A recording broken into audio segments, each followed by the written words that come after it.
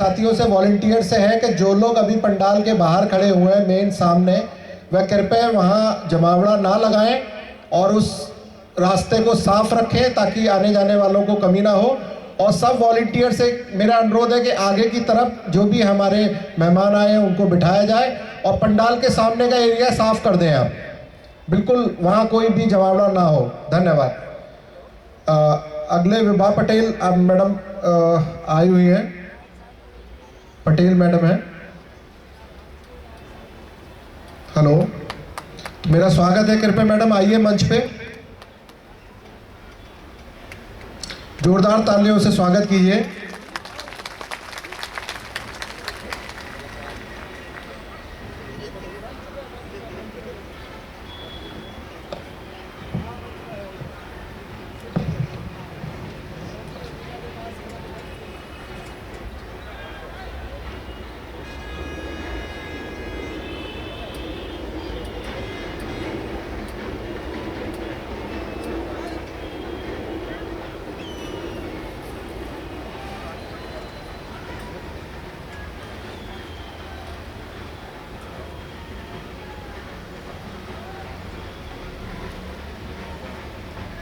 मंच पर उपस्थित महान हस्ती एवं गणमान्य अतिथि आदरणीय न्यायमूर्ति वी ईश्वरैया जी का मैं हृदय की गहराई से हार्दिक अभिनंदन करती हूँ।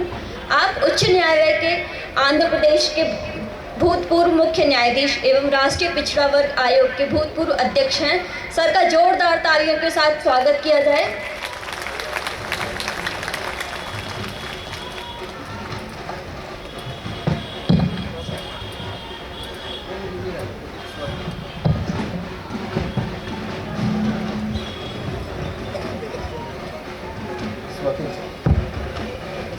आज की सभाध्यक्ष सरदार तेजिंदर सिंह जेल्ली साहब, फाउंडर पैगाम, एंड आज के मुख्य अतिथि आने वाले हैं KG. Balakrishnan, former chief justice of India, and the keynote addressee professor G Mohan Gopal, former director national judicial academy, honourable justice Birendra Singh Yadav, former जज Allahabad high court, Shri BN. Wagh ji national convener of Paigam, अपने एसआरए का और वी द पीपल जो मुख्य जो फाउंडेशन है, प्रकाश यादव जी, और ऑल अदर LIC जो आज ये 2 दिन का national convention on Bahujan unity के वास्ते हम यहाँ इकट्ठा हुए हैं। इसके बारे में जो शेड्यूल कास्ट, शेड्यूल ट्राइब्स और other backward classes, social educational backward classes, माना ये तीनों जो बैकवर्ड क्लासेस को schedule caste, schedule tribes and other backward class को तीनों मिला के बैकवर्ड क्लासेस बोलते हैं। अगर ये 90% हम रिप्रेजेंट करते हैं भारत की जो पूरा जनसंख्या में, उसका जो लीडर्स कोने कोने से, भारत की कोने कोने से जो उसका रिप्रेजेंटेटिव 90% जो भारत के रिप्रेजेंट करते हैं, उसका प्रतिनिधि इधर आए हैं और इधर असेंबल हुए हैं और सोशल जस्टिस मूवमेंट को बढ़ाने के वास्ते और इसके डिस्कस करके, डेलिबरेट करके, मनन चिंतन करके और अपने क्या क्या विधि अपनाने से फिर अपने जो मकसद पूरी हो जाएगा। अपने जो आंदोलन सदियों से करते आए हैं, मगर अपने को न्याय और समानता और भाईचारा कब आएगा, इसके बारे में हम मंथन करेंगे।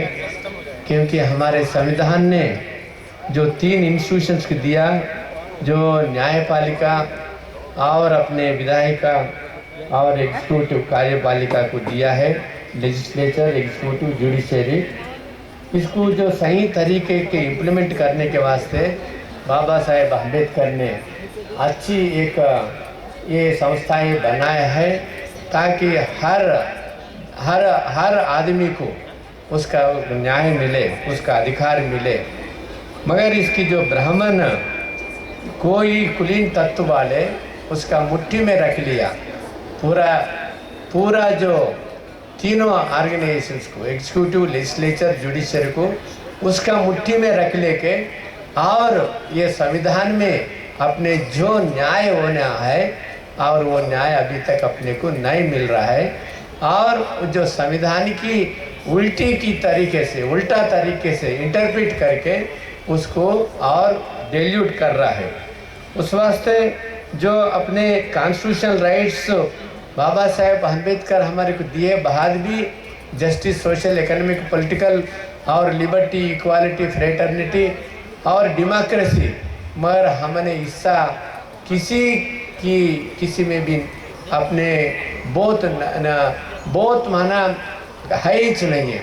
माना पूरा अभी तक स्वतंत्र आने से पहले जैसा हालत है, अभी तक जो अमीर बनते जा रहा है और गरीब जनता है।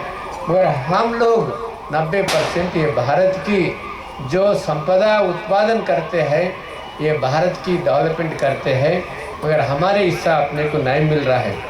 मगर आज जो जातीय जनगणना का जो मुख्य उद्देश्य है, बहुजन जो एकता का मुख्य उद्देश्य है, इसके पहले जो रिजर्वेशंस का हिस्ट्री भी एक बार देखे तो जो जातीय जनगणना अपने 1871 से 1931 तक हुआ, माना 7 बार जातीय जनगणना हर 10 साल को हुआ और 8वां साल जो पब्लिश नहीं हुआ।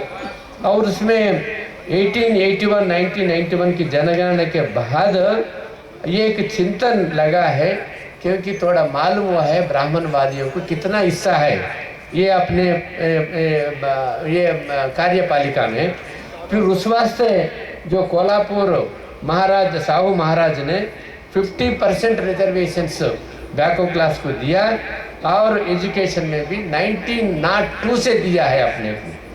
और British rule introduced the element of reservations in the government of India act 1909 में हुआ, क्योंकि जो जाति जनगणना होने से वो लोगों को थोड़ा दिमाग खुल गया, अंग खुल गया, इसकी दिशा में चला। और 1911 का सेंसस प्रेशर के बाद एक प्रेशर बना हुआ मैसूर राजा नलवार कृष्ण राजा वडियार के ऊपर, उन्हें भी एक कमिटी कायम करके फिर 50% रिजर्वेशंस गवर्नमेंट जॉब्स में भी, एजुकेशन में भी बैकवर्ड क्लासेस को दिया है। और 1918 से फिर Justice Party also passed communal government order for reservations in 1921 में भी हुआ है। जो प्राइम मिनिस्टर ऑफ ब्रिटिश जो रामसे मैकडोनाल्ड उन्होंने ये कम्युनल अवार्ड प्रपोज किया 1932 का, और वो महात्मा गांधी जी ने विरोध किया। और वो कम्युनल अवार्ड की ये मकसद था जो separate electorates to the depressed classes then untouchables which was opposed by the Mahatma Gandhi. उस वास्ते ये पूना पैक्ट जो अपने अंबेडकर जी और महात्मा गांधी जी ने एक्सेप्ट किया, मगर उसकी वजह से पार्टी का शेड्यूल कास्ट है, पार्टी का शेड्यूल ट्राइब्स है, पार्टी का बैकवर्ड क्लासेस है, मगर ये समाज का नहीं है आज भी, क्योंकि वो पार्टी का गाना गाते मगर अपने गाना नहीं गाते हैं। उस वास्ते ये रिजर्वेशंस आए बाद भी अपने को कुछ इतना जो फ़ायदा होना वो नहीं हुआ है। और 1942 में first time the executive council of the council recommended schedule caste को फर्स्ट टाइम रिकमेंड किया। और 15 अगस्त को अपने को सबको मालूम पता है, 15 अगस्त 1947 को अपने को भारत आज़ाद हुआ, इंडिपेंडेंस आया। 26 नवंबर 1949 को जो कॉन्स्टिट्यूशन को अपने को अडॉप्ट किया, हम we the people of India adopted the constitution into a sovereign social secular republic to secure all its citizens, पूरा भारतवासियों को जो समान जो जस्टिस, पॉलिटिकल, इकोनॉमिक और अपने आर्थिक, इसके तीनों में लाना और इक्वालिटी लाना। इक्वालिटी माना क्या है? सो सबको जो इक्वल इज्जत मिले, इक्वल प्रोटेक्शन मिले, इक्वल अपॉर्चुनिटीज मिले, इक्वल अपने हिस्सा मिले, मगर इस दिशा में नहीं चला। फिर अपने जनवरी 26 जनवरी 1950 में अपने कॉन्स्टिट्यूशन ऑफ इंडिया को हम लागू करें, तब से बैकवर्ड अपने एससी एसटीज को जो रिजर्वेशंस को कायम हुआ। 1956 से 1956 को 6 दलित को जो एससी लिस्ट में मिला है। 1990 में नियो बुद्धिस्ट को जो दलित बुद्धिस्ट को शेड्यूल कास्ट में मिला गया है, मगर जो अपने मुस्लिम्स है उसको सोशल एजुकेशनल बैकवर्ड क्लासेस है, तो वो मुस्लिम दलित को भी ओबीसी में मिला गया है। और ये हिस्ट्री है। और ये क्योंकि कम्युनल अवार्ड था 1921 से, फिर अपने कम्युनल जाति के आधार पर रिजर्वेशंस मिलता था, वो असंवैधानिक हो गया था एक केस में, चंपकम दौराराज केस में। उस वास्ते बाबा साहेब अम्बेडकर ने 1950 में फर्स्ट कॉन्स्टिट्यूशनल अमेंडमेंट लाया है। उसके बाद में ये रिजर्वेशंस को इम्प्लीमेंट करने का ये आसानी हो गया है। सोशल एजुकेशनल बैकवर्ड क्लासेस 1951 से रिजर्वेशन लाने का एक प्रावधान प्रोविजन बना है। उस वास्ते कलेक्टर कमीशन में ये उसमें वो उसको इम्प्लीमेंट नहीं किया है। 79-80 में जो मंडल ने रिपोर्ट दिया, और वो 90 में जो उसको इम्प्लीमेंट करने का वीपी सिंह ने ऐलान किया है। फिर अपने उसको कोर्ट में चला गया है। 1992 Indira Sahni versus union of India में वो मंडल कमीशन रिपोर्ट को एक्सेप्ट करते हुए उसमें एक 50% जो कैप 50% से रिजर्वेशन ज़्यादा नहीं हो सकता, एक प्रावधान रखा है। और अपने पीवी नरसिंह राव का सरकार ने 10% रिजर्वेशन इकोनॉमिकली बैकवर्ड क्लासेस को दिया, वो असंवैधानिक है। ये अपने अनकॉन्स्टिट्यूशनल लेवल के वो काट दिए बाद अभी अचानक ये 2019 में 10% आरक्षण जो अपने इकोनॉमिकली वीकर सेक्शंस को दिया है। कोई भी आंकड़े नहीं है, कोई भी एम्पिरिकल डेटा नहीं है, कोई भी अपने जाति जनगणना नहीं है, मगर 4-5% गरीब रहता होगा, उसमें जो सवर्ण में उसको 10% शेड्यूल कास्ट के से भी दुगुना रिजर्वेशंस। ये कोई भी सुप्रीम कोर्ट होंगे, हाई कोर्ट होंगे, सरकार होंगे, सवर्ण का हित में जो करने का फौरन कर देते हैं। अपने लोग चुप बैठते हैं, पार्लियामेंट में कोई भी विरोध नहीं करते हैं। खाली विरोध करने वाला कोई 2 ही पार्टी था, उसमें एक आरजेडी तेजस्वी यादव का और स्टालिन डीएमके, ये 2 पार्टी के बिना सब लोग सवर्णों का जो आरक्षण 10% को समर्थन किया है। ये तो सच है, अपन उसको तो देखना है। क्योंकि कास्ट सेंसस ऑफ ऑल, क्यों कास्ट सेंसस होना चाहिए, जाति जनगणना क्यों होना चाहिए? क्योंकि कॉन्स्टिट्यूशन इम्प्लीमेंट करने के वास्ते कॉन्स्टिट्यूशन जो हिस्टोरिकल अपने को इंजस्टिस हुआ, एक्सप्लॉइटेशन हुआ, अपने को जो ऑपरेशन हुआ, सप्रेशन हुआ, अपने को ड्यू शेयर मिलना, अपने हक मिलने के वास्ते ये जाति जनगणना होना चाहिए। और अपने क्योंकि जो लोगों को उच्चतम अच्छी पढ़ाई करे और हेल्थ केयर करे, उसका मुकाबला अपने को ला लिया, तब अपने कम्पीट कर सकते हैं। उस वास्ते reservations are not a poverty alleviation, but reservations are for to restore our right to give our share. इस वास्ते रिजर्वेशंस होना चाहिए, एजुकेशन में, एम्प्लॉयमेंट में, और हर चीज़ में, पॉलिटिकल में, जुडिशरी में भी, her even private sector also. क्योंकि 1965 तक पूरी सरकारी का स्कूल्स, सरकारी का हॉस्पिटल चलता था।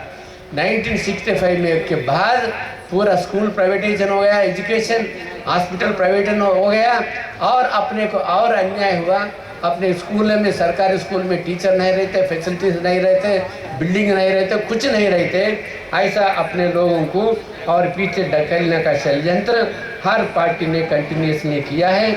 और जातीय जनगणना करने के वास्ते तब की कांग्रेस जो स्टेट के ऊपर दबाव बढ़ता था, क्योंकि रिजर्वेशन देना चाहिए, हमारे स्टेट में दबाव बढ़ रहा, तो इसका जो दायित्व है भारत सरकार का, जो रिजर्वेशन अपने जाति जनगणना करने का, कास्ट सेंसस करने का, सो हर स्टेट में दबाव करे तो तब के जो प्रधानमंत्री 1961 में लेटर लिखा, हमारे सेंट्रल गवर्नमेंट का पॉलिसी नहीं है जो जाति जनगणना करना, आपका स्टेट का मर्जी है, आप जो रिजर्वेशन देना चाहते हैं दे सकते हो। मगर भारत सरकार ने जी ओबीसी को रिजर्वेशन 93 तक उसका दिशा में सोचे भी नहीं है। और अपने ये दिशा ये हालत, जबकि अपने जो minority members of the constitution assembly में ये चीज़ तभी सोचा गया है। अपने जो मद्रास जनरल से श्री वी.आई. मुनिस्वामी पिल्ले उन्हें 1947 अगस्त में ये शब्दों में बोला है, क्योंकि हमारे जो हरिजनों के मन में एक चिंतन है, क्योंकि फिर भारत आज़ाद हुआ है और संविधान आ रहा है, उसमें I will read that exactly the words. Sir, there is a fear in the minds of some of my friends, specially the scheduled caste, that the Hindus are getting into power and that Hindu Raj is coming into force and they may introduce the Varnasrama that was obtaining years back again to harass the Harijans। यही हालत हुआ, क्योंकि हरिजन को अभी भी आपने इतना भारत की प्रथम पौर को भी उसमें डिस्क्रिमिनेशन करने का दिन आज भी है, क्योंकि हरिजन को अभी भी हरास कर रहा और उसको बहुजनों को उसका हिस्सा कोई भी सरकार नहीं दे रहा। और नागप्पा ने member of the minority committee, इन्हें बहुत अच्छी बात बोला 1947 में, मैं इंग्लिश में पढ़ता हूँ। I would suggest that it would have been better if it has been provided in the report itself. For instance, a particular community will have its share according to its population, जिसका समुदाय है उसका share होना चाहिए। तभी 1947 में ये अपने नागप्पा ने बोला, I do not want to rob Peter to pay Paul, it is very bad policy. हम किसी का हक नहीं लेना चाहते हैं। I want my due share, though I am innocent, ignorant, dumb, yet I want you to recognise my claim.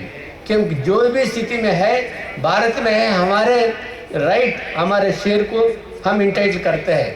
अगर घर में कोई भी लूले लंगड़े अंधे और कोई भी रहे तो हर आदमी को समान हिस्सा देता है, उसका फैमिली के उसको बनता है, उसका माँ बाप देता है। क्यों भारत में अपने को नहीं मिलता?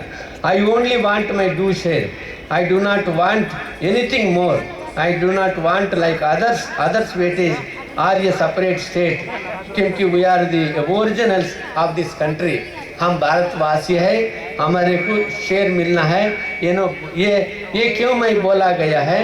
क्योंकि अभी भी यही हालत बना है, क्योंकि अपने जो आंदोलन चलाने वाला है संगठित बन के, एकजुट के बन के ये आगे ले जाने के हैं। वो हिस्ट्री भी एक बार अपने पूर्वजों ने क्या अपने सोचा था और ये अभी तक सही है, उसके वास्ते बोला है।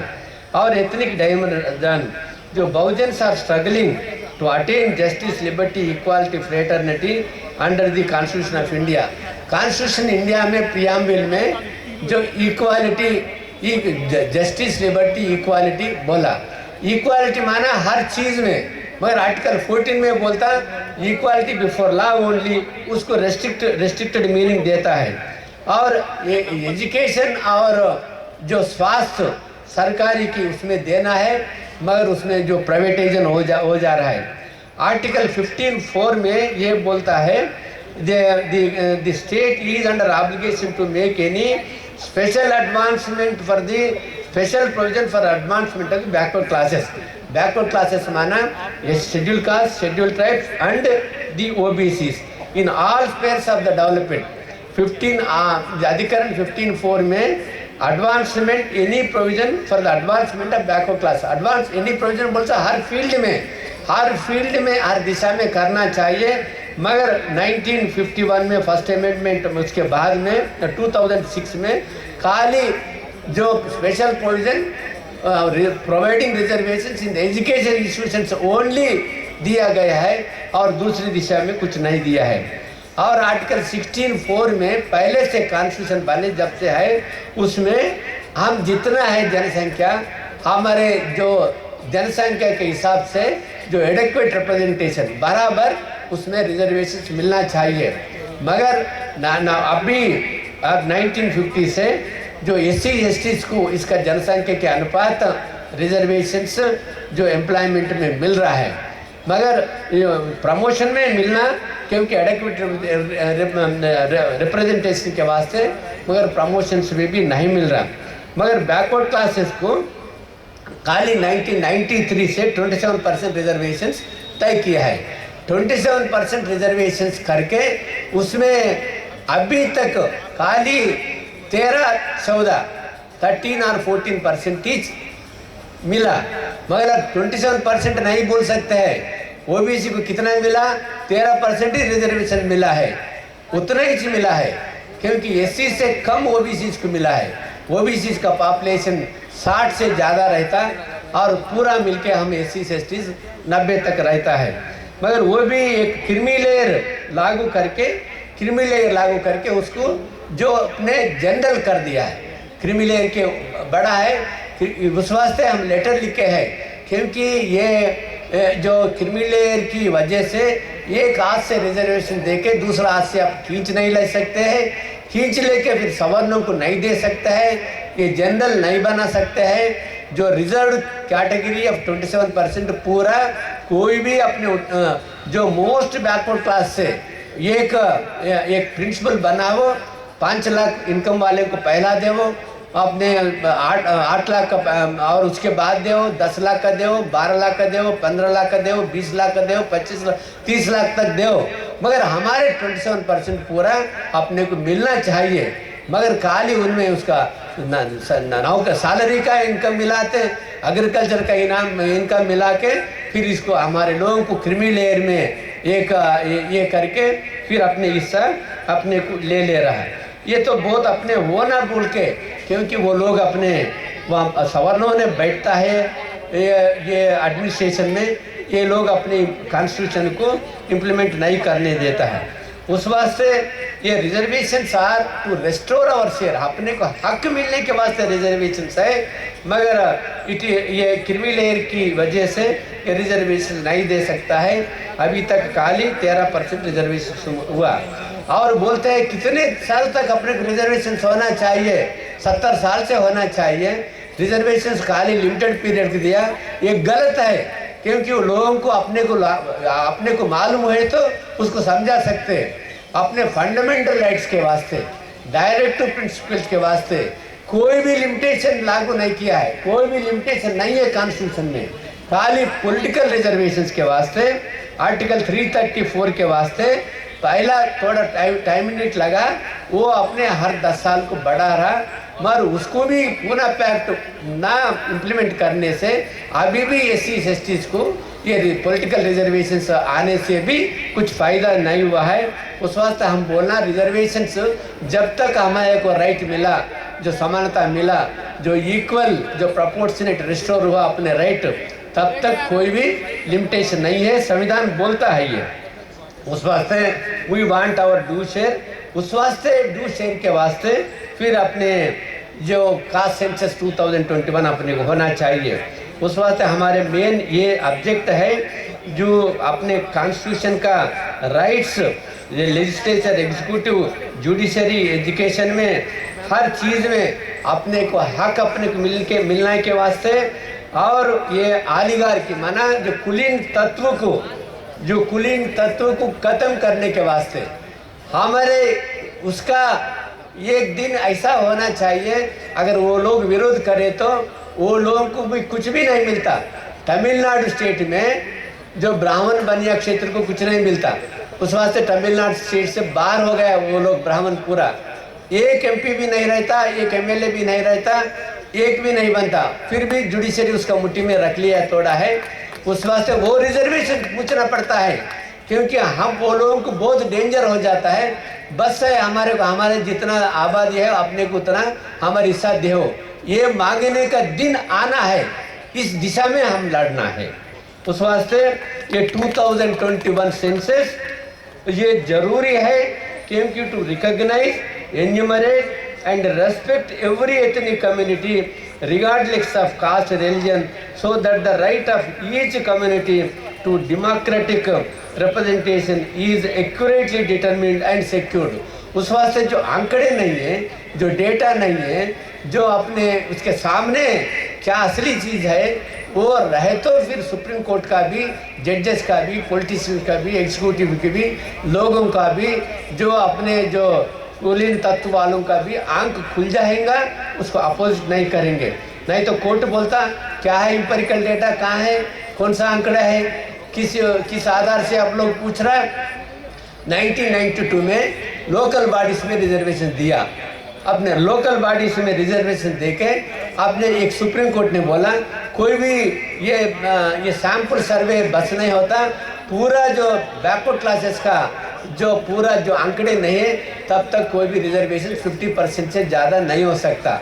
उस वास्ते जो लोकल बॉडीज में रिसेंट जो महाराष्ट्र में लोकल बॉडीज में जब तक इंपेरिकल डेटा नहीं रहता कोई भी रिजर्वेशन लोकल बॉडीज में बैकवर्ड क्लासेस को नहीं दे सकता है। अभी बैकवर्ड क्लासेस में कोई भी रिजर्वेशन लोकल बॉडीज में नहीं है। और आंध्रा तेलंगाना में 33% से अभी 20% को घट गया, क्योंकि 50% अपर लिमिट मेंटेन करने के वास्ते। उस वास्ते जो to secure fully implement the constitutional rights of the backward classes, to reservations by, क्योंकि सुप्रीम कोर्ट में कितने भी अब केसेस आया अपने सामने, वो पूरा रिवर्स करने का दिशा में कॉन्स्टिट्यूशन हम सब लोग काम करना है। उस वास्ते ये जाति जनगणना जो कास्ट सेंसस ऑफ ऑल जरूरी है, क्योंकि जो रिजर्वेशंस अपने घटते जा रहा है वो रिस्टोर करने के वास्ते फिर अपने जाति जनगणना होना चाहिए। फिर अपने जो उस वास्ते अपने को एक ब्रदरहुड भाईचारा बनाना है, जो हम इकट्ठा होके फिर आगे अपने आंदोलन चलाना है। जो और दूसरा एक अपने को सोचने का बात है to consolidate the vote bank and elect the parties, क्योंकि अपने को ये हम every human being has got ये इक्वल राइट, इक्वल वैल्यू रहता उसको। उस वास्ते हम ये सोचना चाहिए जो पार्टी अपने कास्ट सेंसस ऑफ 2021 को सपोर्ट करता है, उसको मैनिफेस्टो में लगाता है और उसमें आवाज़ अपने साथ रहता है, उसका आवाज़ बुलंद करता है, वही पार्टी को जिताना है, वही पार्टी को देना है। मगर जो पार्टी जो इसमें समर्थन नहीं करते हैं, कोई भी होने दो उसमें irrespective of any caste community, वो पार्टी को वोट देना ही नहीं है। ये अपन फैसला करना है। जो पार्टी अपने समर्थन करे, अपने दिशा में चले, जो जिनका संख्या बारी उसकी उतना हिस्सादारी और जाति जनगणना करना है। जिसका समुदाय जितना है उसका समुदाय के अनुपात में equal in proportion to population of, छोटी सी भी जाति है, घूमंत लोग हैं, घूमंत लोग DNT है, 50% घूमंत लोग इन OBC लिस्ट में है। उसको आंकड़े नहीं है अभी तक, उसको भी आंकड़े क्यों नहीं होना चाहिए, उसको हिस्सा देना चाहिए, हर फील्ड में उसका देना चाहिए। उस वास्ते जो वो करना चाहिए। 2011 जो कास्ट सेंसस हुआ, करोड़ों रुपए खर्च करके 2000, मैं जब chairperson national commission for backward classes था, जो नेशनल कमीशन बैकवर्ड क्लासेस में मेरे को बोला ये वर्गीकरण करो, वर्गीकरण करता हूँ मगर आंकड़े कहाँ हैं।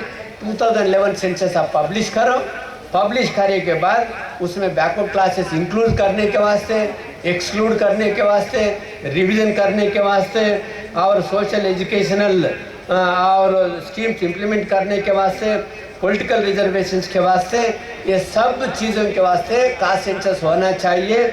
जो कॉन्सेंसस करे वो पब्लिश करो बोल के मैं रिजोल्यूशंस पास करके जो अपने national commission for backward classes Bharat सरकार को दिया है, मगर उसका कोई भी जवाब नहीं आया है। और उसमें मैं जब चेयरपर्सन था national commission for backward classes का 2013 से 2016 तक 3 साल था, उसमें मैं रिजोल्यूशन पास कर, प्रकाश भाई ने बोला क्योंकि वो लोग भी वी पीपल वाले भी लड़े, हम भी लड़े, मगर पहला हम रिजोल्यूशन पास करके भारत सरकार को भेजा है रिजर्वेशन सेंट्रल स्कूल्स में, नवोदय स्कूल्स में, सैनिक स्कूल्स में और नेशनल लॉ स्कूल्स में और रिजर्वेशन देना चाहिए।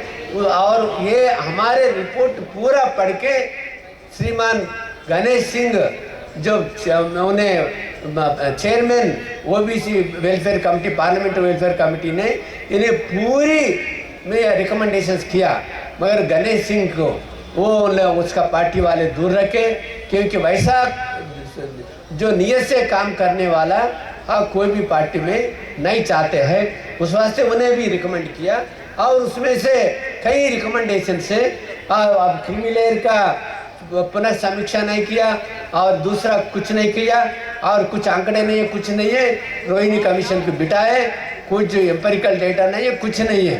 भले वो भी वर्गीकरण के वास्ते महीने रिकमेंड किया भारत सरकार को वर्गीकरण होना चाहिए, अति पिछड़े लोगों को इसका हिस्सा मिलना चाहिए, क्योंकि उसका हिस्सा मिलने से फिर हम जो हमारे जो बड़े भाई है, क्योंकि उसको भी हम साथ ले जाना है, पहले उसको दिलाना चाहिए।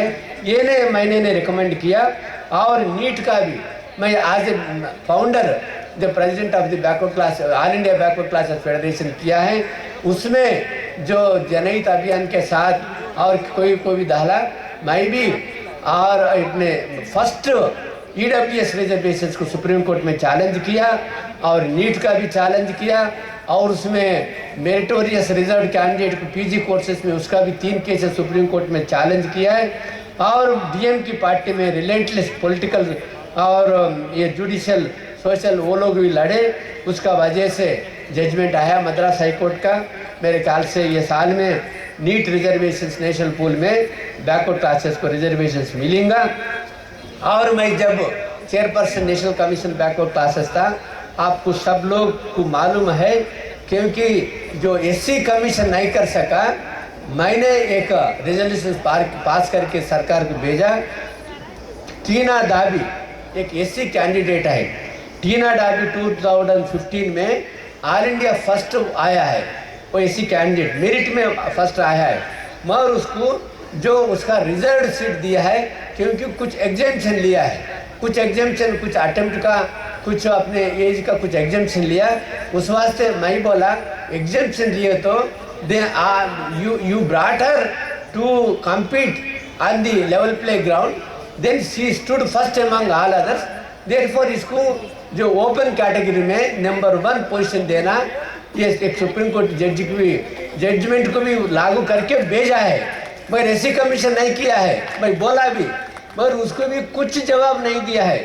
ऐसा हर साल में SC ST OBC को कुछ एग्जेम्पशन लिया, कुछ ये लिया बोल के उसको जनरल में कहा, उसका रिजर्व कोटा में हारा, मगर मेरिट कोटा नहीं दे रहा है, ऐसा भी अपने को कम दे रहा है। उस वास्ते the most underlying root cause for discrimination is the deficiency of the database of the caste based enumeration. Had there been a statistical database, the demand of proportionate the appropriation of the resources based on our due share in the proportion to our population would have been gained। क्योंकि अगर जाति जनगणना हम देखे हैं 1871 से जो जाति जनगणना हुआ, उसका वजह से प्री इंडिपेंडेंट में भी अपने को 50% रिजर्वेशन मिला। अगर बाद में जो 1948 सेंसस एक्ट के बाद में कोई भी अपने BC का रिजर्वेशन नहीं कर रहा, BC का सवर्णों का, बाकी का सबका कर रहा, उस वास्ते उसका भी ऑल कास्ट कम्युनिटीज का भी करना है। Therefore caste census of 2021 shall be enumerated on the socio-economic caste community basis for ensuring overall development of the society, particularly the marginalized sections of the people.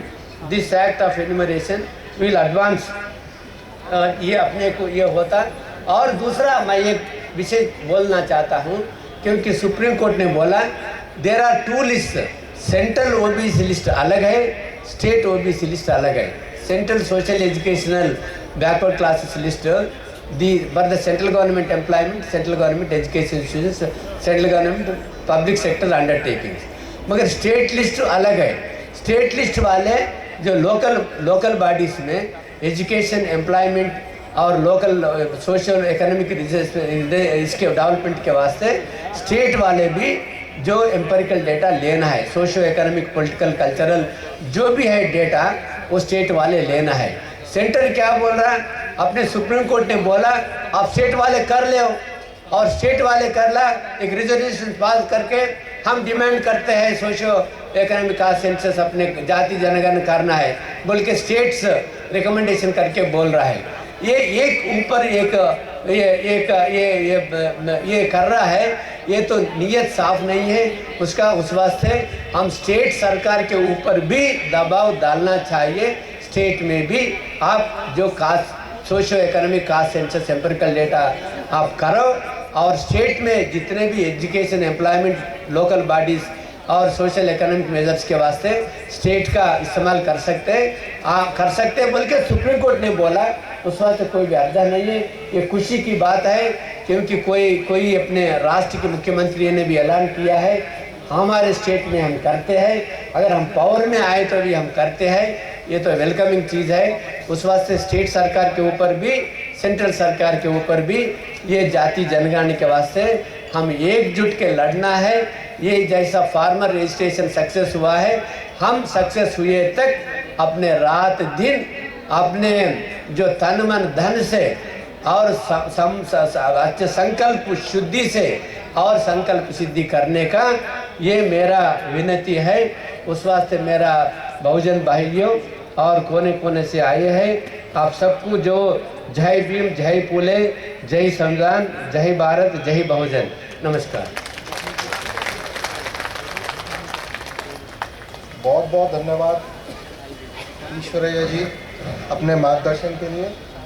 और